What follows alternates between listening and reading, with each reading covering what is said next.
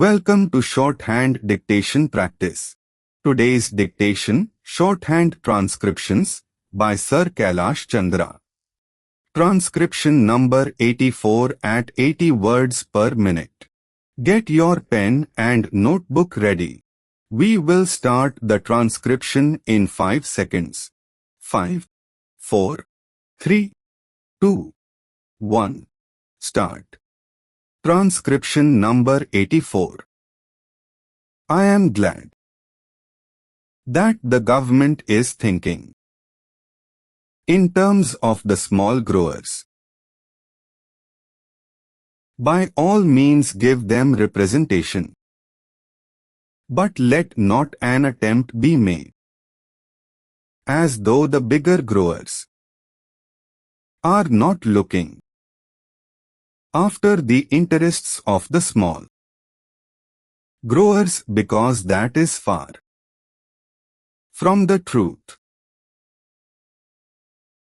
If the coffee board has achieved one grand result, it is to rehabilitate and help the small growers.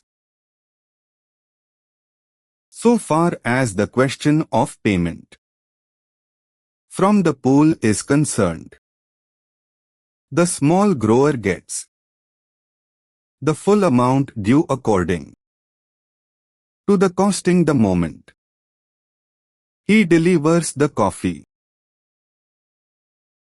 There is a separate method of costing, and the whole amount is paid immediately, whereas in the case of the bigger growers, it is not so. Payments are made as and when coffee is sold in the market and abroad. Supposing this aid was not there for the small grower, what would have happened? He would have had to make distress sales. He would have had to take whatever the market was able to offer, and he would not have had the benefit of export prices, which run as much as 100% over and above the home prices. The price of coffee abroad is twice as much as it is in India. The small grower would not have had the ghost of a chance of getting higher prices by the sale of coffee to foreign countries. Not only that, he also gets his basic price immediately on delivery of the coffee to the pool. Over and above all this, he gets the benefit of all the scientific research which he would not have otherwise got. He gets all this aid from the bigger growers because, as my ho friend said yesterday, it is to the advantage of the bigger planters to help the smaller ones. There is a disease which is communicable and which can destroy neighboring estates. So, in these multifarious ways, the small growers are today helped, and they are immensely thankful to the bigger growers and to the coffee board. Now, a special plea is sought to be entered on behalf of the small growers. What I say is that we can have representation for small growers on the board. That is perfectly right. But let there be no suggestion whatever to the effect that the cause of the small growers was neglected. That is not correct. As regards financial aid, that is a state problem. That is a union problem. And is a problem for the whole of the country in respect of all developmental activities. One thing I must say, and that is that there are obvious limitations for the small growers. The acreage is limited, and they cannot spread beyond that.